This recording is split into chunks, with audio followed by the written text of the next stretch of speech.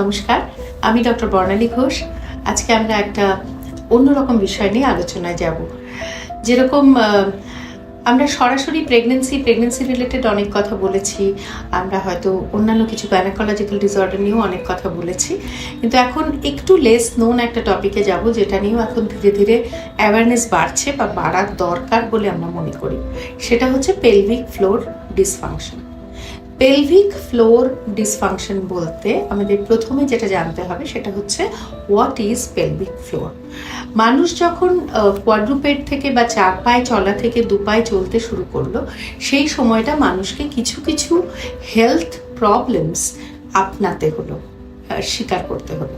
তার একটা হচ্ছে যে পেটের ভেতর যে যাবতীয় যন্ত্রপাতি, ডায়াফ্রামের নিচে যেগুলো থাকে, ইন্টেস্টিনস ইন পার্টিকুলার, এই মিটারের পর মিটার লম্বা ইন্টেস্টিনাল যে লুপগুলো, সেগুলো কিন্তু গিয়ে সরাসরি গ্র্যাভিটির এফেক্টে গিয়ে চাপ সৃষ্টি করতে শুরু করলো ইন বিটুইন দ্য লেগস, যে ওপেনিংটা থাকে আমাদের শরীরের, সেই ওপেনিংটার উপর। আমরা যদি একটা স্কেলিটাল খাঁচার কথা চিন্তা করি হিউম্যান বডির, তাহলে আমরা দেখতে পাবো যে পেলভিক রিজিয়নে ইন বিটুইন 2 লেগস যে বনি স্ট্রাকচারটা রয়েছে, তার মাঝখানে একটা বিরাট বড় ফাঁকা বা ক্যাভিটি থাকতেই হয়। কারণ প্রথম তো আমাদের যে ন্যাচারাল ফিসিস বা ইউরিনেশন, এগুলোর একটা প্যাসেজ লাগে। দ্বিতীয় কথা হচ্ছে ওখানেই লজড হয় হচ্ছে ডেলিভারি ক্যানাল বা বার্থ ক্যানাল। তো একটা বেবি ডেলিভার্ড হওয়ার উপযুক্ত একটা ওপেনিং ওই বনি কেজের মধ্যে থাকে। এবার যেই ওখানে একটা ওপেনিং বা পোটেনশিয়াল গ্যাপ থাকছে, আর মানুষ যখন ভার্টিক্যালি দাঁড়ালো, তখন এই ইন্টেস্টিনের সব ওজনটা উইথ অল দ্য কন্টেন্টস ওর উপর গিয়ে পড়ে। কি এমন রয়েছে যাতে এই গহ্বর থেকে সব জিনিসগুলো সোজা বেরিয়ে আসে না, মানে বাইরে ওগুলো যাতে পড়ে না যায়, সেজন্য একটা মেকানিজম রয়েছে, সেটা হচ্ছে পেলভিক ডায়াফ্রাম। পেলভিক ডায়াফ্রাম আমাদের অ্যান্টেরিয়র অ্যাবডোমিনাল ওয়ালের মতোই একটা টাফ মাসকিউলার টিস্যু, অর্থাৎ ওখানে কিছু ফ্যাসা আর মাসল দিয়ে একটা পর্দা থাকে, একটা শক্তপোক্ত পর্দা, যার ভেতর দিয়ে ফুটো করে ইউরিন এবং স্টুলের প্যাসেজ এবং বার্থ ক্যানাল নিচের দিকে বেরিয়ে আসে। এই যে ডায়াফ্রামটা, এই ডায়াফ্রামটা সংকোচন প্রসারণের মাধ্যমে অন্য যে অ্যাবডোমিনাল কন্টেন্টগুলো, সেগুলোকে বাইরে বেরোতে দেয় না। কোনো কারণে যদি এই ডায়াফ্রামটা উইক হয়ে যায়, তাহলে কি হয় যে পেটের যে ন্যাচারাল ওয়েট যে ভিসেরাগুলো, সেই ওয়েটে জিনিসগুলো নিচের দিকে নেমে আসতে শুরু করে। আরেকটা কারণ হতে পারে যদি কোনো কারণে ডায়াফ্রামটা ড্যামেজ হয়। কি কি কারণে ডায়াফ্রামটা ড্যামেজড হতে পারে?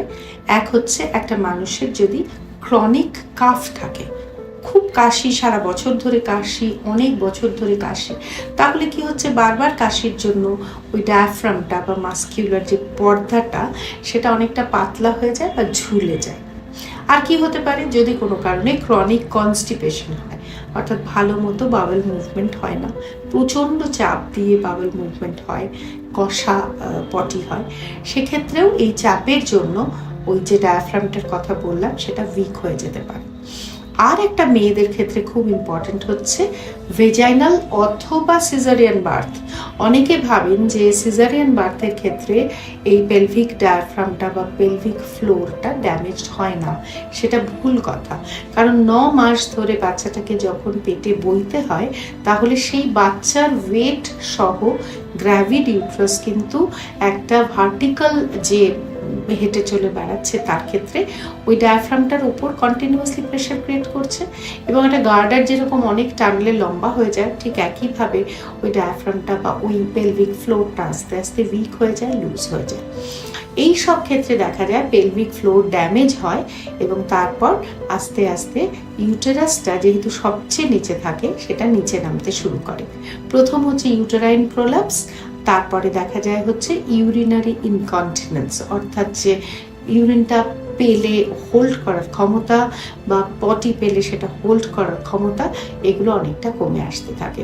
তো বেসিক্যালি আমরা যদি অ্যানাটমি বুঝি যে এই যে মাসকুলার যে টিস্যুটা সেটাকে উইক করে দেওয়া হলো, তারপর যে যে নর্মাল প্যাসেজগুলো রয়েছে সেগুলো এই উইকনেসের কারণে নিচে নামতে শুরু করলো। So that is basically pelvic floor weakness, এবং সেটা নানা রকম অসুখ হিসেবে ম্যানিফেস্টেড হয়, যার আমি নাম কতগুলো প্রথমেই বললাম। পেলভিক অর্গান প্রোল্যাপস, সামনে দিয়ে ইউরিনারি ব্লাডার, মাঝখান দিয়ে ইউটেরাস এবং পেছন দিয়ে রেকটাম ঝুলে আসতে থাকে, এবং এটাতে একটা প্রচণ্ড মেকানিক্যাল ডিসঅ্যাডভান্টেজ হয়। আমরা এক্সারসাইজ করতে বলি for tightening of this tissue, তাতেও যদি কাজ না হয় আমাদের কখনো কখনো অপারেশনের প্রয়োজনীয়তা হতে পারে। প্রিভেনশন হিসেবে প্রথম হচ্ছে নিজের হেলথটা, একটা জেনারেল হেলথ ভালো মতো বজায় রাখা, যাতে শরীরের অন্যান্য অঙ্গ প্রত্যঙ্গের মাংসপেশি যাতে টোন্ড থাকে, তার জন্য ভালো খাওয়া দাওয়া করতে হয়। পেলভিক ফ্লোরের ক্ষেত্রেও একই জিনিস অ্যাপ্লিকেবল।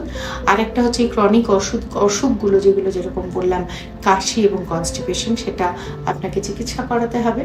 আর ডেলিভারির পর, বি ইট সিজারিয়ান সেকশন, বি ইট নর্মাল ডেলিভারি, রেগুলার পেলভিক ফ্লোরের এক্সারসাইজ করতে হবে, যাতে যে ড্যামেজড টিস্যুটা, টোন নষ্ট হয়ে গেছিল, সেটা টোনটা আস্তে আস্তে আস্তে ফিরে আসে। তা সত্ত্বেও যদি এই ধরনের কোনো প্রোল্যাপস দেখা যায়, তারপরে তার চিকিৎসা করতে হবে এবং প্রয়োজন হলে অপারেশন করতে হবে।